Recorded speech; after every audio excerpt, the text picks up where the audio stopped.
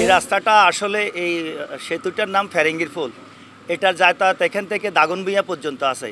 এই রাস্তা দিয়ে প্রতিনিয়ত ৩০,০০০ জন লোকজন যাতায়াত করছেন।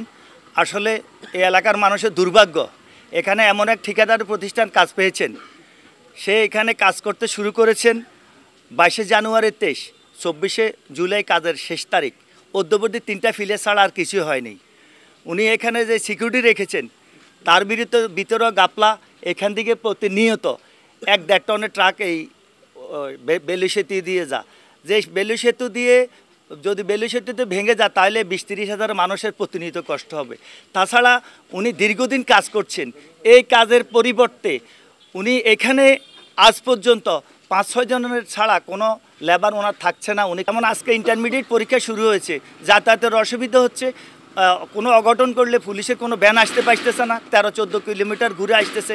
আমরা স্থানীয় প্রশাসন সহ মাননীয় প্রধানমন্ত্রীর দৃষ্টি আকর্ষণ করছি যে এই ঠিকাদারি প্রতিষ্ঠানের বিরুদ্ধে যথাযথ ব্যবস্থা নিয়ে অন্তত ব্রিজটার কাজ যেন দ্রুত শেষ করেন। ব্রিজটা চলো কাম হইতেছে, এর জন্য আমাদের যাতায়াতের খুব কষ্ট হয়। আমাদের গাড়ি ঘোড়া খুব ভাঙচুর হইতেছে, প্রত্যেক দিনে গাড়ির ক্ষতি হয়, একটা না একটা গাড়ির ক্ষতি হয়, মানুষের ক্ষতি হয়। এখন আমরা এটার জন্য কি করব?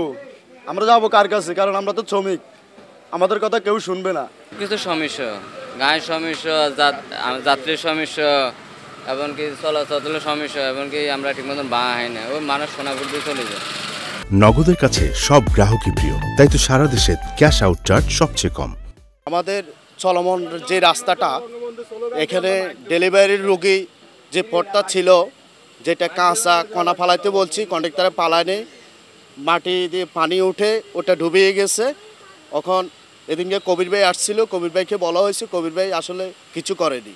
এখান দিয়ে লোয়ার একটা ব্রিজ করছে, মানুষের বই কাটা যায়, কাটা যায়। জনমন আপনার ব্রিজটা যদি দ্রুত হয়, আসলে 15 মাস পড়ে গেছে, এখনও দুইটা করে মিস্ত্রি ধরায় আপনার কাজ করায়, কিন্তু আমাদের কাজগুলো হইতেছে না।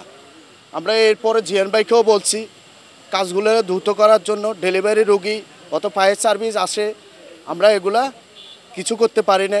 আসলে আমাদের পূর্ব অঞ্চলে কোনো পুলিশে ঢুকতে পারে নাই, অটার ওইটা ছড়িয়ে হয়, অটার ওইটা ছড়িয়ে হয়, কোনো পুলিশ ঢুকতে পারে না।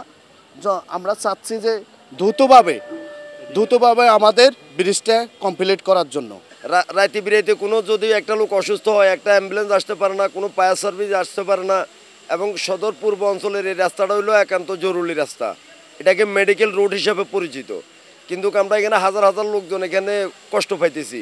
এই ব্রিজের কাজ যেন দ্রুতভাবে হয়। ভীষণ রাস্তাটা, আসলে এই রাস্তাটার কারণে আমাদের সদর পূর্ব অঞ্চল আপনি দেখতেছেন, আমার জানা মতে নোয়াখালী ভিত্তিতে সবচেয়ে বেশি গাড়ি চলাচল করে এই রাস্তাতে, এবং এই ডাইভিশন রাস্তাটার কারণে আমরা সদর পূর্ব অঞ্চল আমাদের এখানে আগুন লাগলে যেন একটা ফায়ার সার্ভিস আসবে ওই সুবিধাটা নাই, এবং একটা মারামারি হইলে যেন ইমার্জেন্সি একটা পুলিশের গাড়ি আসবে ওই সুযোগ সুবিধাও নাই।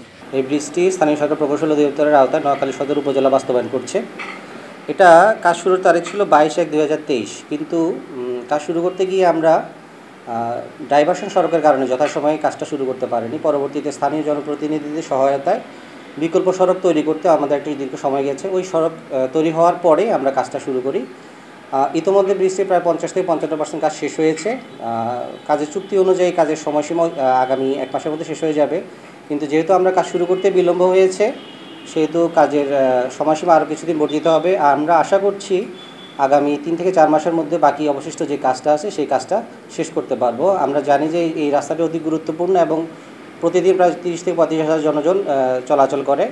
আমরা জনগণের সাধারণ দুর্ভোগ লাঘবের জন্য যত দ্রুত সম্ভব কাজটি শেষ করার জন্য চেষ্টা করছি।